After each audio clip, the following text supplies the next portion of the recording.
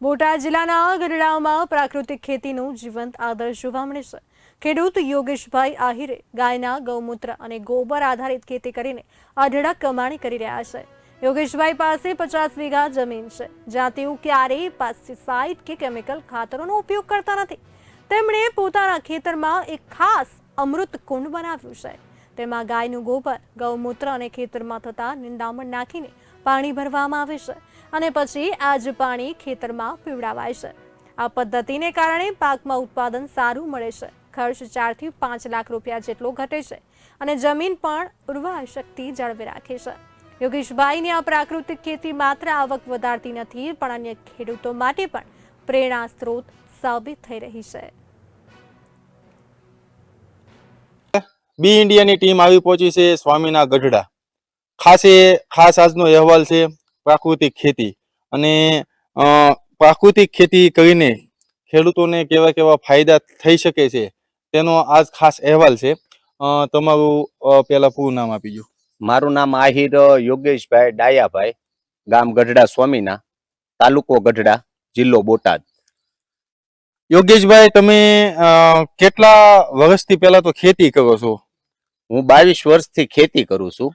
અને આ પ્રાકૃતિક ખેતી તમે કેટલા સમયથી કરો છો? પ્રાકૃતિક ખેતી મેં 2017 થી ચાલુ કરી છે અને પૂરી 50 વીઘાની અંદર કરું છું।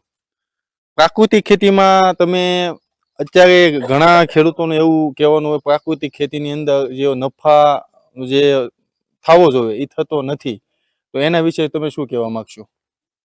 એ ખેડૂત માટે ખેડૂતને ખબર નથી પડતી કે જે ખર્ચા કુદરતનો આમાં કોઈ દોષ નથી સાહેબ। કુદરત એક દાણાના 100 દાણા આપે છે હરેક વસ્તુના। ખેડૂતોને એ ગોતવાનું છે કે એને ક્યાં નથી વધતું। આજ તમે મારી 50 વીઘાની ફાર્મની વિઝિટ કરી તો તમને ક્યાંય એવું, તમે હજી 10 વખત વિઝિટ કરી લ્યો, તમને ક્યાંય એવું લાગે કે આને પેસ્ટિસાઇડની કે ખાતરની જરૂર છે? તો પ્રકૃતિનું નિર્માણ છે ને કુદરતે કરેલું છે અને પ્રકૃતિનું જતન કુદરત જ કરે છે। મેન વસ્તુ વાતાવરણ માથે છે। છોડને શેની જરૂર છે એ ખેડૂ આપતો થઈ જાય અને સમજતો થઈ જાય એટલે ખેતીની અંદર નુકસાની છે જ નહીં। તમે કયા કયા પાકના વાવેતર કરો છો અને ઓર્ગેનિક રીતે તમે એમાં શું શું ટ્રીટમેન્ટ કરો છો, તો એના વિશે થોડીક માહિતી આપો। હું ટોટલી પાકના વાવેતર કરું છું, જે અમારે આ ગઢડાની જમીનમાં જે થાય છે।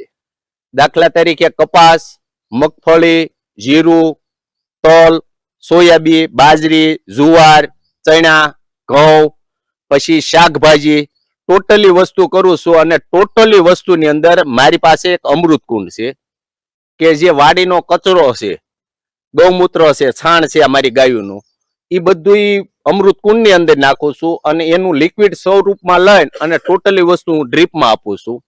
અને ઉપરથી કે જે એક હૈદરાબાદની CVR મેથડ છે, ચિંતલા વેંકટેશ રેડ્ડી, એનું સંશોધન છે અને એ 1994 થી આની અંદર મહેનત કરે છે કે માટીના પ્રયોગ, હું 2 ફૂટ નીચેની 2.5 ફૂટ નીચેની માટી, પછી એને કોઈ ન્યુટ્રિશન દેવાના હોય તો જે વસ્તુની અંદર જે ન્યુટ્રિશન હોય, દાખલા તરીકે મારા છોડને નાઇટ્રોજનની જરૂર છે તો માટી સાથે સોયાબીનની ગ્રેવી કરીને એની સાથે આપું છું તો મારા પાકની અંદર નાઇટ્રોજનની પૂર્તિ થઈ જાય છે।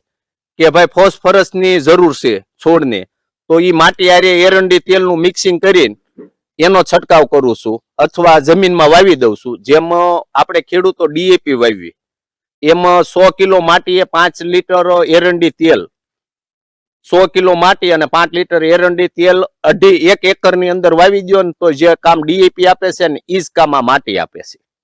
એટલે ઉપરથી માટીના નેના છંટકાવ કરવું અને જરૂરત પડે કે કોઈ પણ આ ફૂગના બેક્ટેરિયા છે, આ છે તે છે NPK, તો એ હું એવા નેચરલી કે જેની અંદર પોઈઝન નથી આવતું એવી વસ્તુ હું બહારથી જરૂર પડે તો લઉં છું, નકર નથી લેતો।